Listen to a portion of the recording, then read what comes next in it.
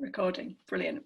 Okay, so Nick Grellier makes drawings, collage and objects using old technologies and low value, worn out materials to counterbalance the speed and dehumanizing rush of life.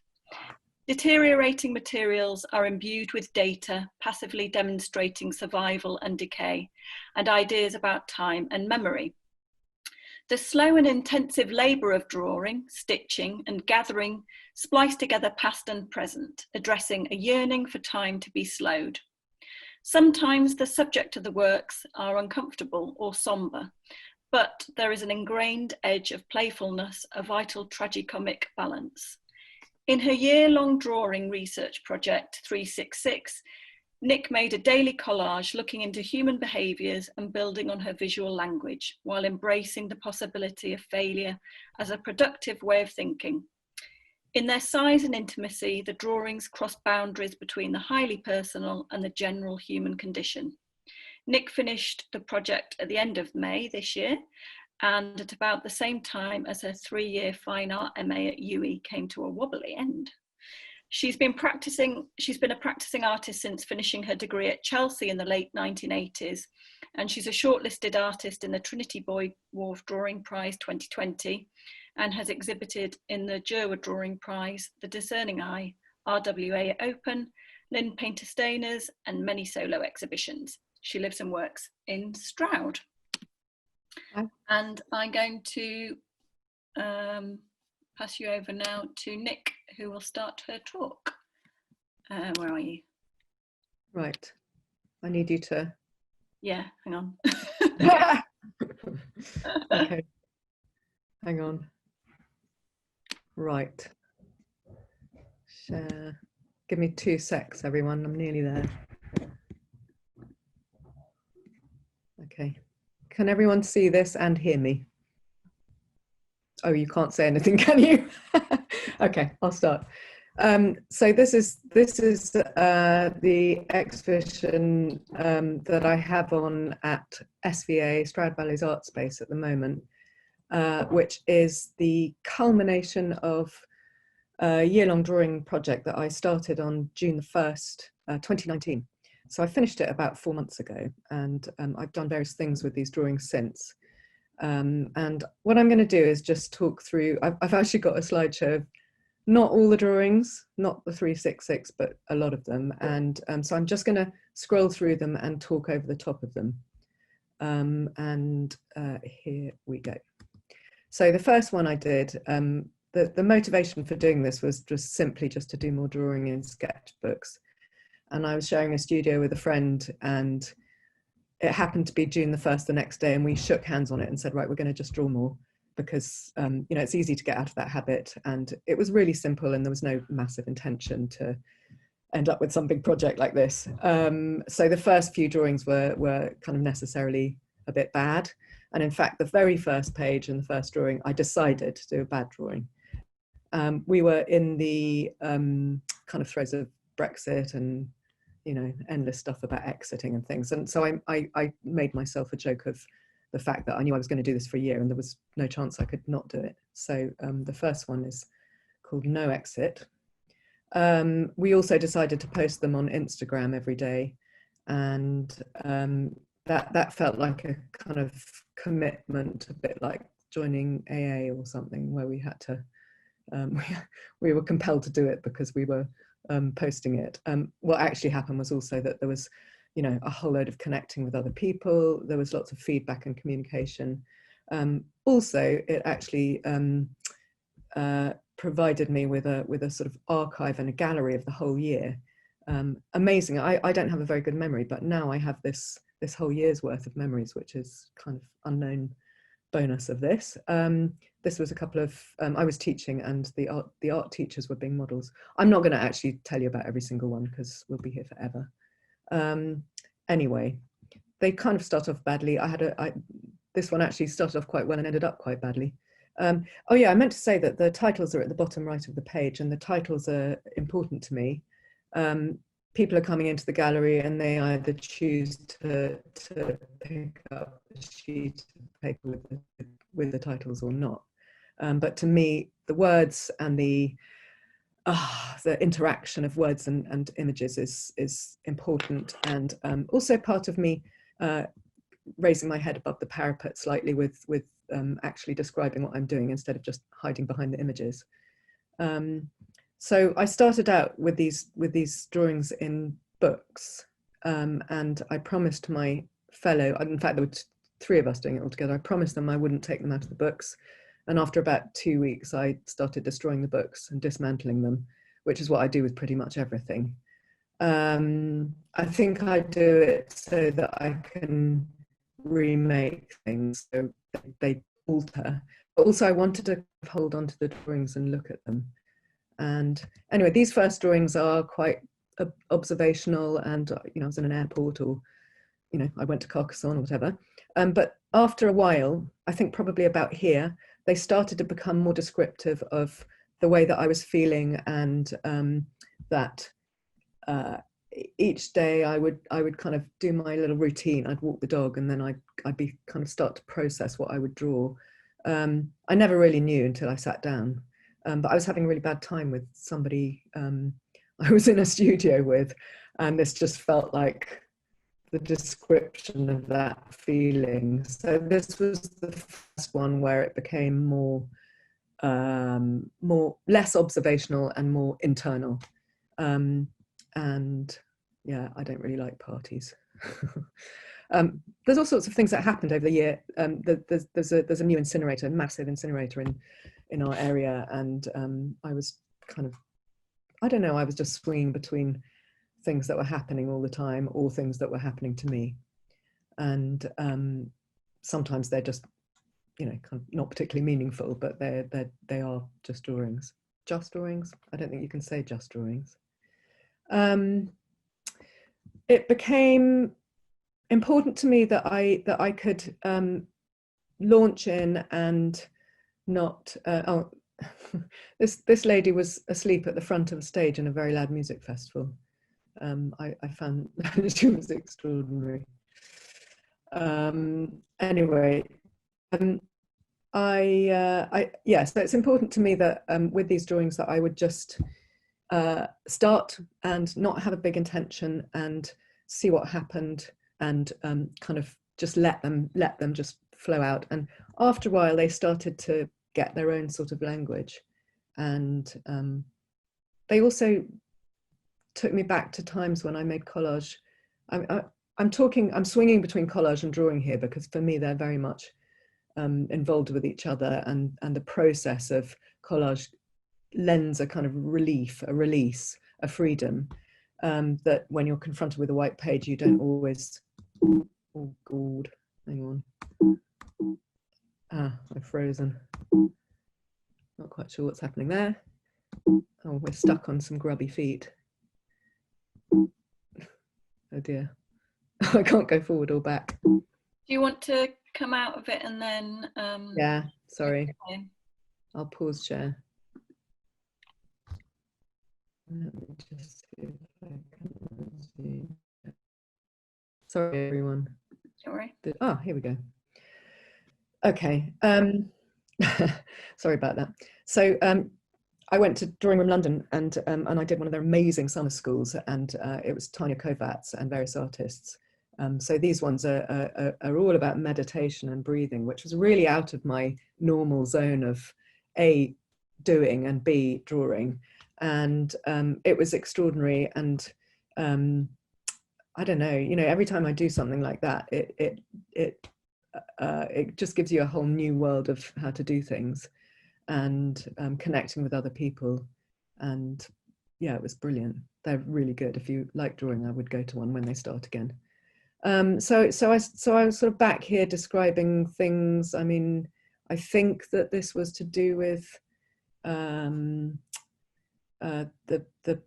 poor people on boats who didn't really have anywhere to live and were coming. I'm just going to keep going. They all describe something. I was moving studios that day. I was fed up with moving stuff. Right, I better get back to my talk. I'm going to just move on between these ones because they're quite still at the beginning. So I started to find that the collages and the drawings together were building up this language of very immediate way of working, and then the sort of imposition of a sort of different dimension with the marks on top of them. And I wasn't quite sure what I was doing there, but I that has definitely come on and on during this year and become something that I think is about kind of tethering to space, and it's a kind of repeated motif which I find very useful and quite addictive. Actually, it's sort of very easy to keep doing lines, and they can make things very three-dimensional. Life's ups and downs. I didn't draw that, just saying. Yeah, some days I would find that I didn't have anything to kind of think about. And this particular day, I found this tiny little drawing that one of my kids, who's now in their 20s, did. And Nick, I thought that would do fine. Sorry Yeah. to interrupt. I'm still on the feet picture. Are you? Yeah. So are other people. We haven't moved on from the feet, I think. I don't know. No. So Yeah. Why didn't you say something? Sorry, I didn't You realise. You need to completely Really? unshare your screen and Awful. share it back. Oh God. so sorry, darling. So from when you said, "Oh, I better get back to my talk," we've stayed on your feet. Oh God, you should have said. Well, Why didn't you say? And I so can't see anything that anyone's saying. So you were saying then, you were talking about the relationship between drawing and collage. Yeah, I can't. And we were stuck on feet still, but it seemed okay because you were just explaining something to us, but then it became relevant. Can you see anything now? So no, we're on you. Okay. Oh God, I'm so sorry. I'm going to mute myself again, darling. Okay. Jess, is there anything that we can do? Are you sharing your screen? I was, but I can't see. I can't get back to that. So if you go down to the bottom, can you see? Oh, hang on a minute. I think you might have made me host again.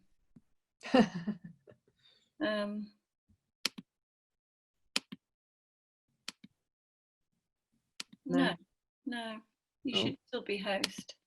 Okay, share screen. Hang on, I'm going to try again. Share.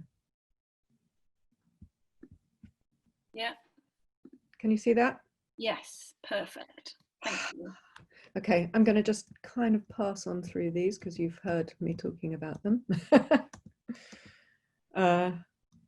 Refugees, moving studios, and various other things that happened. So you can see that they start getting more of a sort of rhythm about them now. And hang on, I'm just gonna. So I'm quite interested in that was the one I was just talking about that I didn't draw, yeah. So the work started getting into much more of a rhythm, and I think I've always been quite a figurative artist, but I was also I'm really interested in the graphic side of things, and I also find silhouettes and shapes incredibly evocative, and again repeat things. So I do a lot of repeat pattern work, and I also make a lot of other things that aren't strictly drawing. And over the MA, I found that well, one of the reasons I went to do it was because I didn't really know how my practice all fitted together, and I've managed to kind of work that out now, that these things all, you have to do things in the way that is appropriate to the idea. And actually doing these drawings over this year has really helped me to work these things through. You can see that I'm line obsessive. There's something about the flat shape and the addition of the lines on top, which at this point here, I was just doing it, and I wasn't really sure what was going on, but I was going with it. This was about people walking around in London and not always constantly on their phones and not looking where they were going. So you can see that they're really fluctuating between different things. Whatever, I wake up in the day and just walk the dog, have a thought, and just go and do the drawing, and then I would get on with the rest of my day. And I'm not very good at reading and talking at the same time. But so what I was going to say was I'm very interested in the wideness of what drawing can be, and the kind of slipperiness of how you describe what drawing is. And I kind of swing. In fact, in the introduction that you gave, Jessica, I realised that I'd written collage when I meant to write drawing, but for me they all swing together. And in fact, the way that I work is very much the two things sort of absolutely together. And sometimes I think that that my work is collage or drawing or a photograph or a sculpture or an installation, and I don't really know. And in fact, putting these drawings up on the wall, I don't know if you saw the first picture, but we will get back to that. I've put all 366 of them up on the wall, and that has done something different. So they started off in books. I took them to bits. They then went into boxes. I've made a book, which I've edited into 285 drawings, and then I put them up on the wall. And suddenly I saw this progression of this whole year in front of me. And each of those different things has given me something different. And also I've been able to talk to people about the drawings, and their experience of them is always different. Some people come in and they just pick out a few to look at. Other people start at the beginning and work their way through. Some people want to look at the titles, other people don't. Two people came in yesterday and just sat for an hour without saying a word and just looked and read and sat. And that was really nice. This is Boris. Sometimes I make a drawing and I don't know what the hell it is. This one being one of them, but there it is. Right. So often when I'm drawing, I'm starting off with kind of found papers, and so I have boxes full of bits and pieces of, rubbish, bits of old things I've written on, things I've cut out of magazines, old envelopes, old school books. This one's actually, I think, an old school book of one of my older kids. And I've just got all this stuff, all these materials, and my old Happy Families cards. And so I just have this kind of huge amount of source material. One thing I was going to talk about was that I use words as I've found over this time that I've started to use words as sort of objects. And because I'm using ink a lot, I feel like there's this association between writing and language and drawing and exposing yourself. Oh, that sounds rude. I didn't mean that. I meant I meant putting your head above the parapet with what you're thinking about. And I've really enjoyed that process of being able to put words onto things. And sometimes I use them in a really sort of sculptural way on these tiny pages. What I didn't say is that these are all 19 centimeters square, every single one of them. So when I was posting them on Instagram, people had no idea how big or small they were. I need to rush through this a bit. How am I doing for time? I need to rush through. We've got so many more. You're doing fine. All right. Sorry, I'm not used to doing this.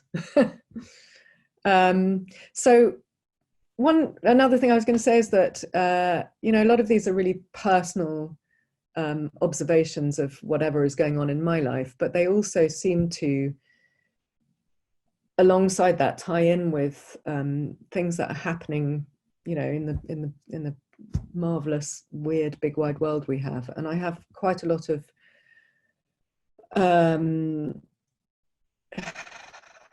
ties with touching quite early on in this series, and it was way before we got to the virus.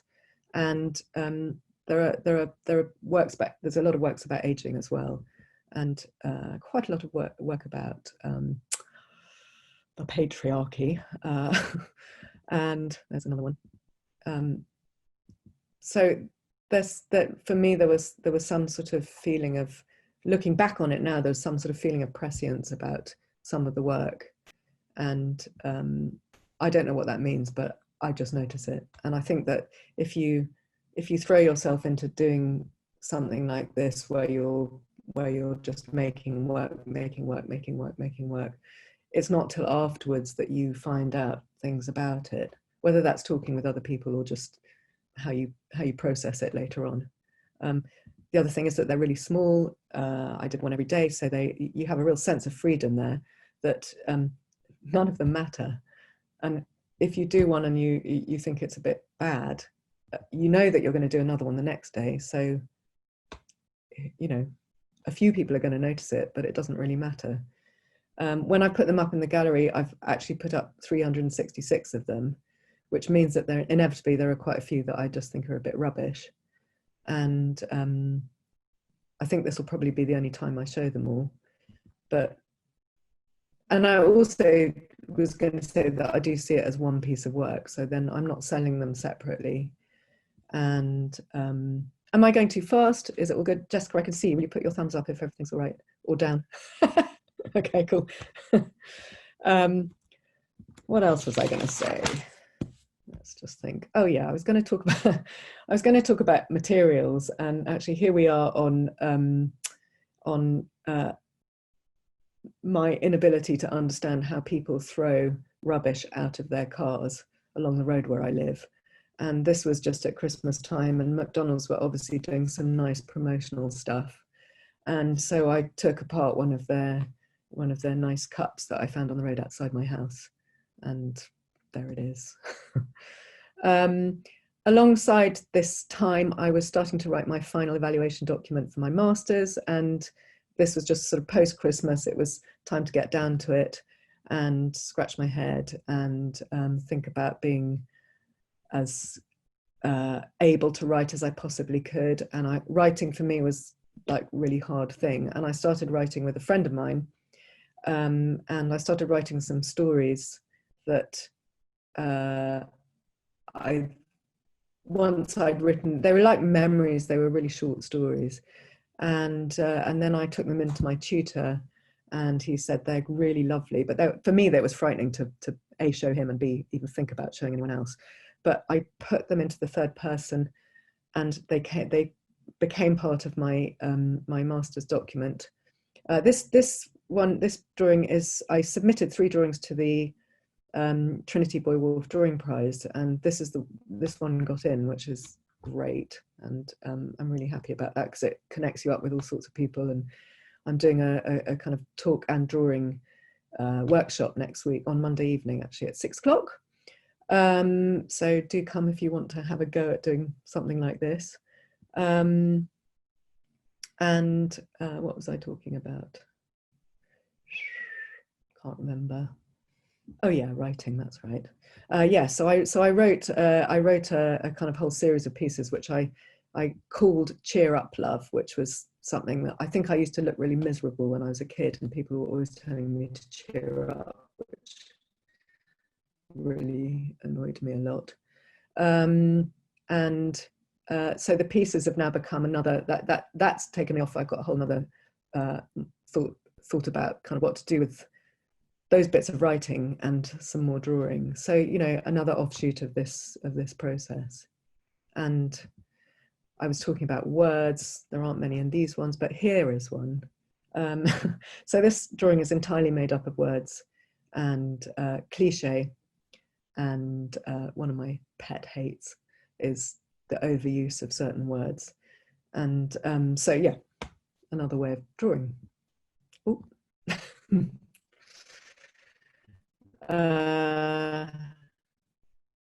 Again, I'm processing all sorts of personal things here, but they mean different things to different people, these drawings.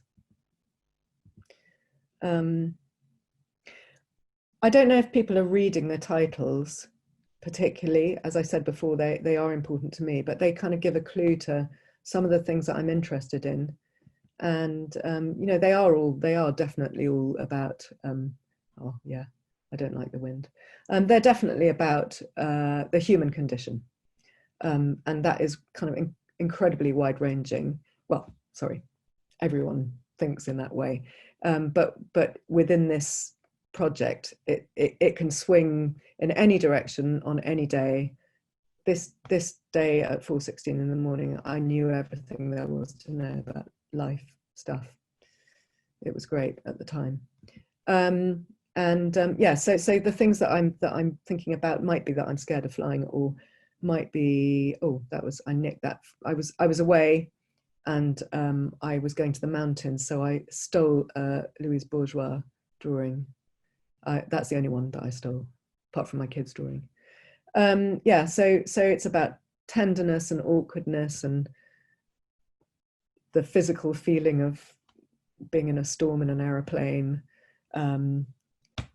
having to sing a song to people. I don't know. They just swing. So, start of the virus, I was actually in the mountains when everything exploded and everyone was touching each other with their elbows only. And at this point, I started to really process that whole thing. I'm going to whiz through because I know I've been going on for ages. Moving studios again. And yeah, here we are. We're not allowed to touch each other anymore.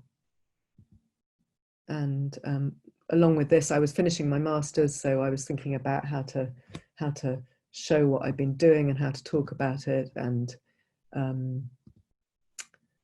yeah, feelings of being there and not there, and the virus, and the virus, and the apocalypse, and me having to write. So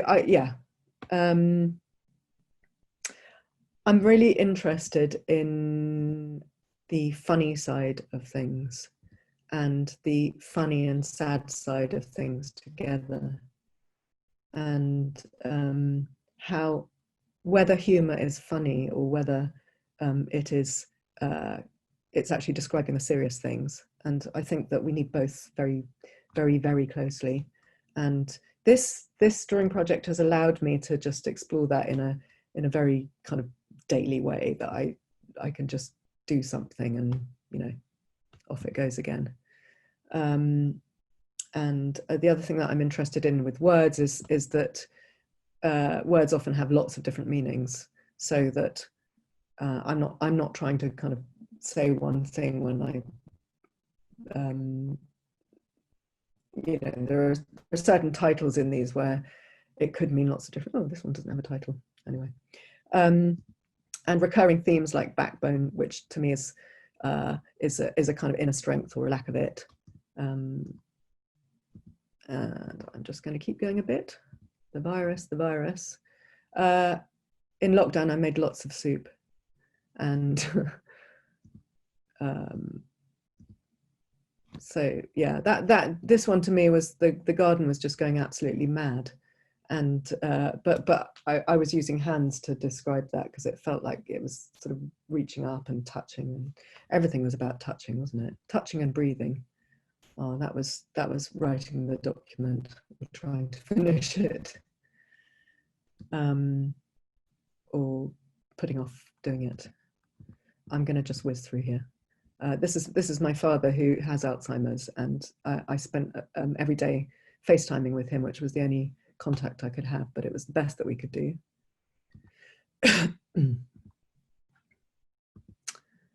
Sometimes I just didn't have the energy, and I would do something very minimal, and it's actually, although this is just a piece of twine, I'm going to do a whole load of work with twine since doing this, because it's really set something off in me. So I'm going to just, a seed potato. I haven't drawn a potato since I was on foundation. And the guy on the very first day of foundation brought in a whole sack of potatoes and emptied them out on the floor and said, draw that. And I loved it. And I haven't drawn one since, so I thought I would. Yeah, again, here we go with words being physical and being, I find that ability for something written down that you can read to actually do something physical in terms of an image really intriguing, and I think I'm going to use that more. Yeah. Okay. Nearly done. This is when we weren't allowed to talk to each other, but I bumped into a friend and we had a nice chat.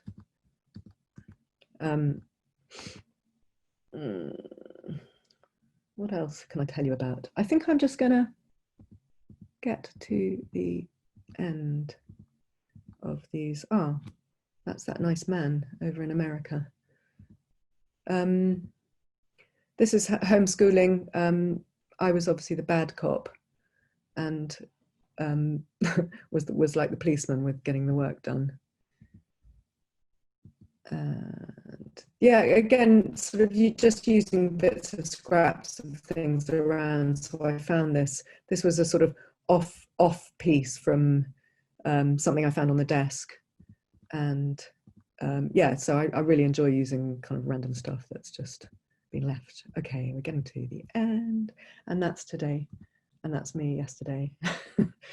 And oh yeah, so I did a book, and the book was something I didn't realize I was going to do. I'm really glad that I've put the drawings back into a form where you can sit down with them and spend some time with them, and also have the titles with them. And it is edited, there's 285 of them, but that has been another process, and I've sent it off all over the place. It's gone to America and Germany and Paris and Iceland, and I can't think where else, but all over the place. And that's been a really nice way of connecting up the process that started with just drawing. It started on Instagram.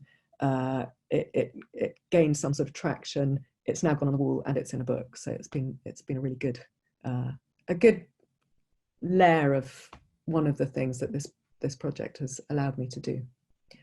I'm going to go over to you. That was really interesting, Nick. Thanks so much. Sorry, I'm not very good at talking. No, it was really interesting, and the images, they're so.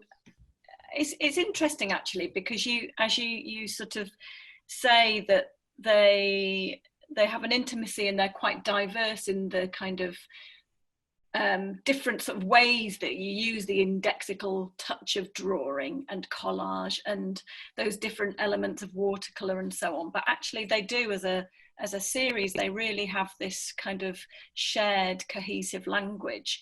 I wanted to start off by asking you, No, sorry, keep going. I wanted to ask you about how, so it started off as a kind of tactic for you to make work, and that accountability of, you know, showing it on Instagram and then having this kind of agreement with your friend about doing it, and how it then became this really important document of the passage of time and your personal journey and the kind of collective social and political journey that we were going through as well as a nation and internationally.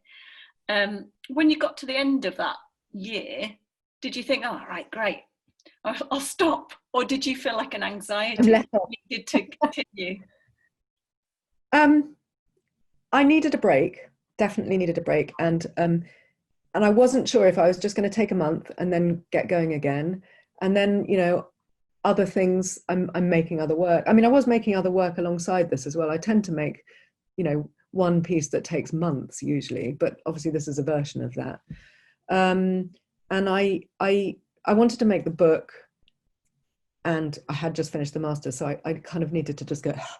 But I've had 4 months now, and I'm thinking that I will do something. In fact, having put it up in the gallery here, it's made me think, wow, I've got a whole year's worth of memories here. Memories, that sounds so sucky, but you know what I mean. I've got a whole, I've got a load of work potential to work from, but also I've just got this memory. I've got this kind of ability to pinpoint every day. And there's something about that I really definitely would like to kind of keep doing in you know, just forever. But I think you also need to have a break from that too, because otherwise it might become a chore. But I will somehow or other, I will do that. yeah. It's really interesting. I can't actually see everyone at the moment, but does anybody, if anyone has a question that they'd like to put to Nick, do you want to just unmute yourselves and ask?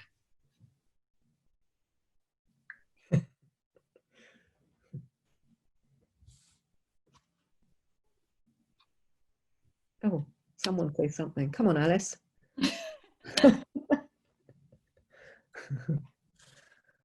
I will. So it's Jack. Yeah, that was great. Thanks so much for the talk. I found it fascinating. Okay. I was kind of interested. You've answered that a bit in what you just said about, but around how this work has influenced your other work. So, you've had other projects that have been ongoing? Yeah, I tend to do. Oh, sorry, Karen. Well, I was just wondering whether. I mean, I was wondering how that influenced, whether the daily drawing has influenced your other work. Yeah, I think the kind of the commitment to doing this has, and also that to be honest, I didn't know that it was going to become so sort of graphic-y, although that does really relate back to work I was probably doing about 15 years ago.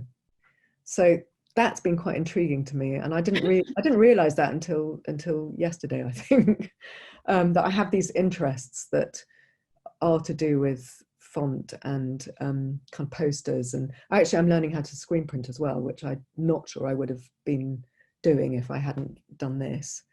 And I feel that I'm going to do quite a lot of screen printing using lots of these images. But alongside that, you know, I do these kind of things.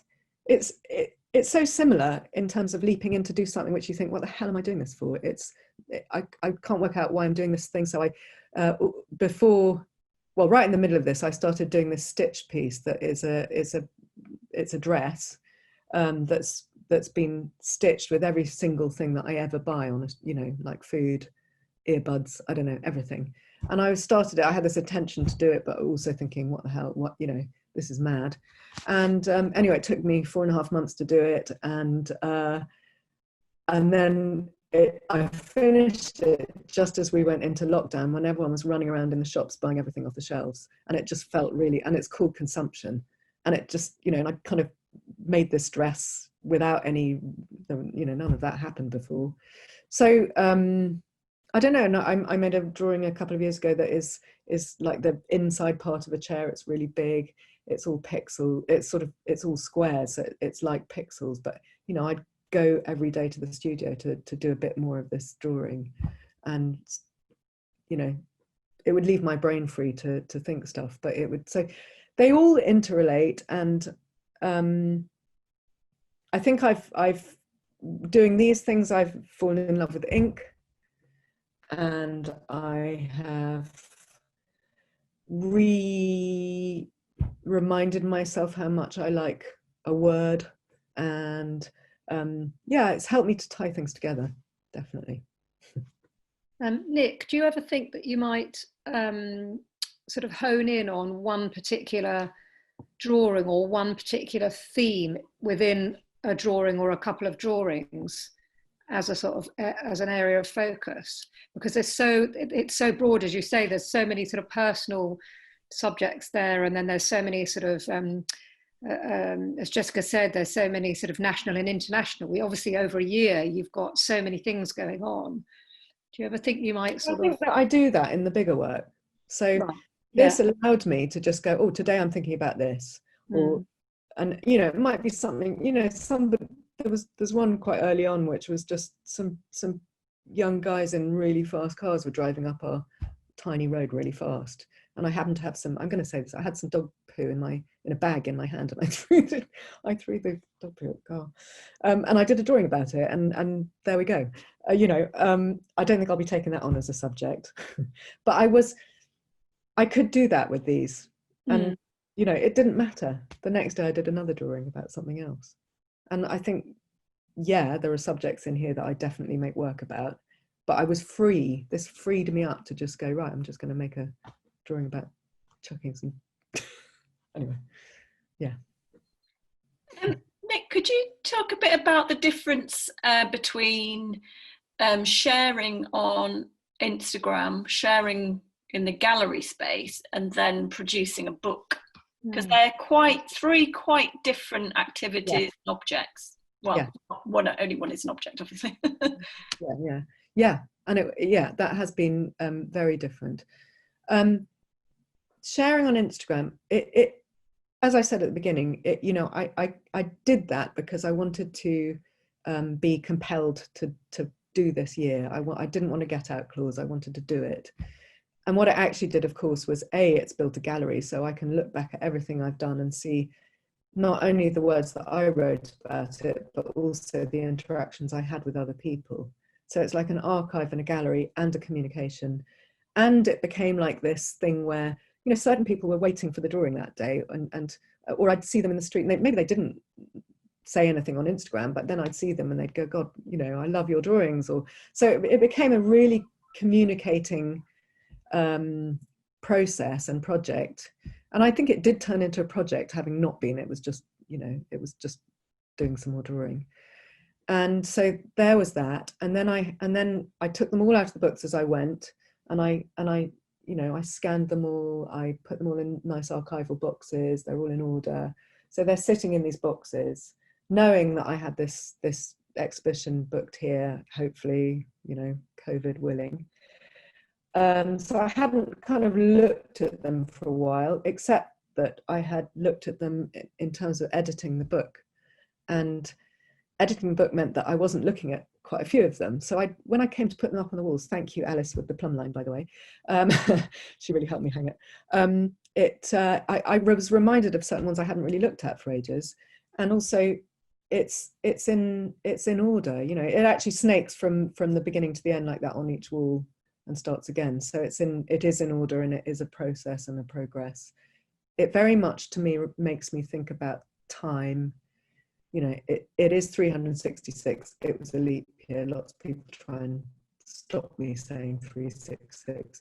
But it is about linear time when you look at it like this, and you can see, well, I can see anyway, different areas of things happening.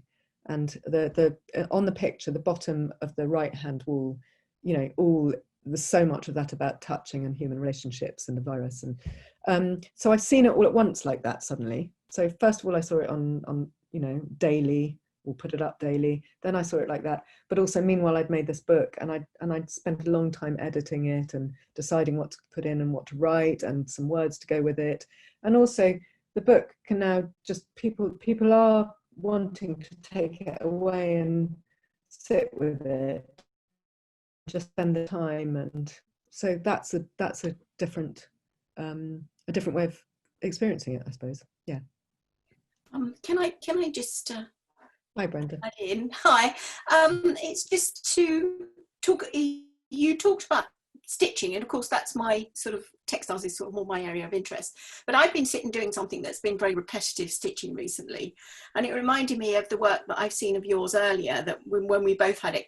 Were in the Studio 18 exhibition a while ago, where you had these big words, and I looked at those and I thought, that's taken quite a lot of work to sort of sit and stitch that. And I was thinking about this sort of comment that you made about repetitive and the and what's going on in your mind in while you're doing that, and what makes you feel the need to do something that's very repetitive. And I mean, is it the same as the drawing that you were talking about earlier? Because I obviously experienced something similar, because I've been making something and suddenly found that I've got a sort of mindless task that I've got to just sit and do, which I've quite enjoyed, and it's quite enjoyed having that space to do it within my research project that I'm working on at the moment. And of course I can't get out and do what I want to do either, so it's I've got a whole there's a whole subject about stitching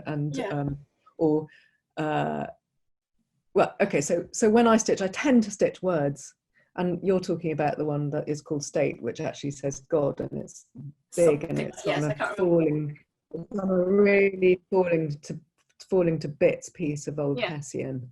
Yeah, that's right. And a bit about what I said before about doing something that you just think, why am I doing this? It's such a anyway, that's not really what you asked me. What you asked me, repetition, and or the kind of embarking of something that is going to be quite boring to do, but also, yeah, and take some time and take some commitment. It leaves your brain free though, doesn't it? So then you can, Yes. you can sort of think about whatever you're thinking about while you're getting on with this thing that you're doing. And in the end, you end up with this, rather extraordinary thing that you can see the time in it, and you can see the sort of potential.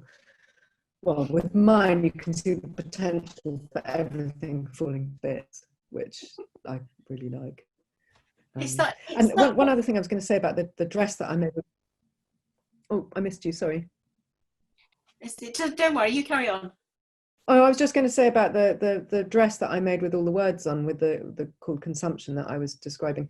For me, and I was talking earlier on about how the different elements of my practice, I feel I've understood how they come together. So the words are in black wool or black tapestry kind of thread, and so to me that tied in with obviously with writing, but with black ink and writing lists, and therefore drawing and domestic things.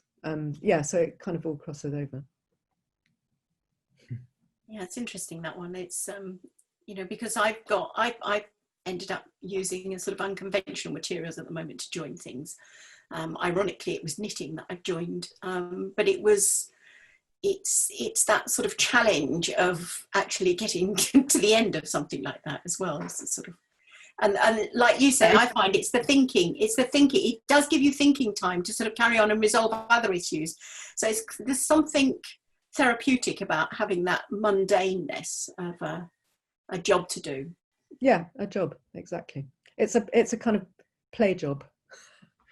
Yes, because I've been just discussing that as to how it fits in with what I'm doing, and it's I've often listened to, it's given me an excuse to sit and watch the television, but it's also given me an excuse to sit and listen to lectures that I sort of online things that I've been catching up with other things as well, which, so it's an interesting I mean, Brenda, I was thinking about how we all deal with our daily practice as well, is that we don't have to be producing stuff like kind of 9 to 5, do we? I mean, quite a lot of what we do is to sit and think, and if you're sitting and thinking and making something at the same time, then you're working, and actually in the end you end up with some extraordinary thing. But we have to kind of sit and think, and I sit and think by making. And it makes you feel better, of course, when you do that, because you've got an outcome as well as you've had the time to think.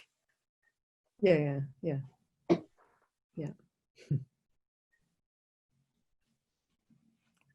I must say the Q&As are much more interesting than my talk. Okay.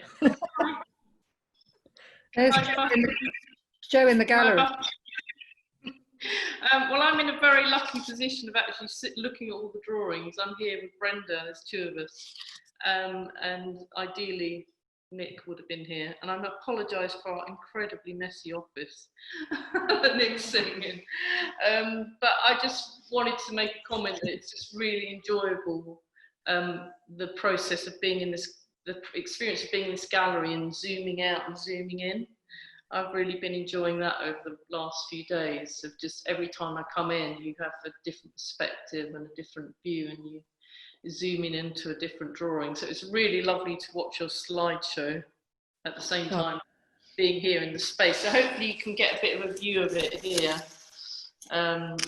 It just looks fantastic, and it works really well from the street as well, so you're getting lots of different perspectives on this show. Lots of people are walking past the gallery window, which I don't know how much you can see here. Yeah, so we've got this big gallery window here, and then very sunny in here at the minute, and then you can come in and zoom in into any drawings you like. Yeah, and I just wanted to ask you, Nick, about your bad drawings. How many went in the bin, and how many were these just literally the ones you did, or did you throw lots away? Oh, yeah, bad drawing. Well, I definitely rejected whatever the word is. Can you hear me? Because it says the connection's not good. Good, okay. I definitely, you know, some days I would start something and go with it, and then it wasn't doing it for me. So I have a box of rejects. I don't think I threw any away. I don't know. But yeah, in terms of bad drawing though, I think that's a whole nother story. I think it's really important to do some bad drawings.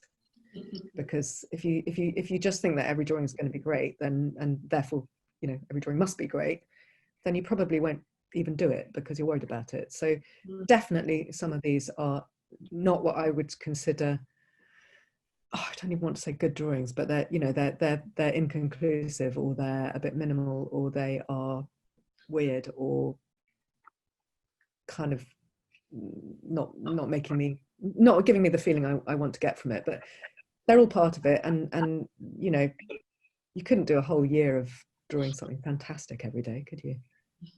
Bad. Nick, where can we buy your book? From me directly. If you want a book, it's a big chunky book, and they are £35, but I've done a discount for anyone under 30. This is really ageist, or anyone who's a recent or current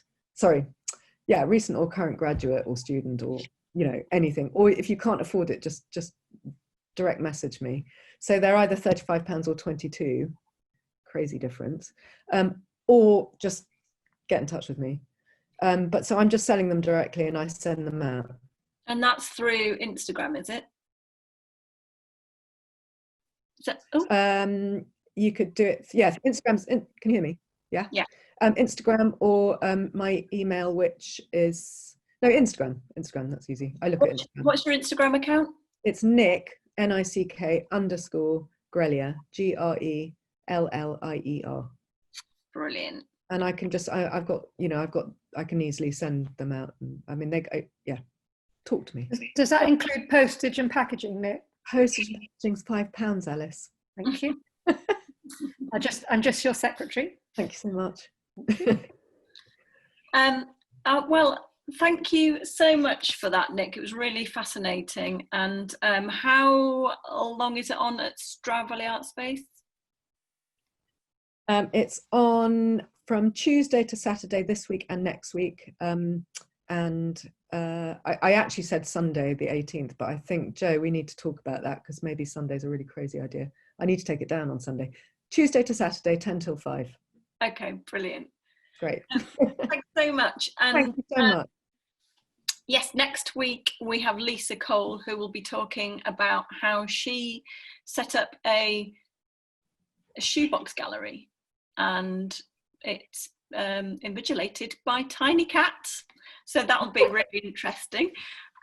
So join us. The same details. You can register on Eventbrite, but secret, the Zoom link is the same every week if you just want to join. So you can do that. Thanks very much, and goodbye until next week. Thank you so much. Thanks, everyone. Bye.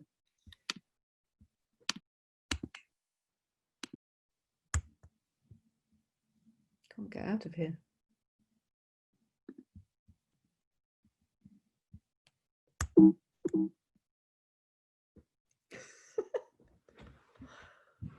Help. How do you get out of here?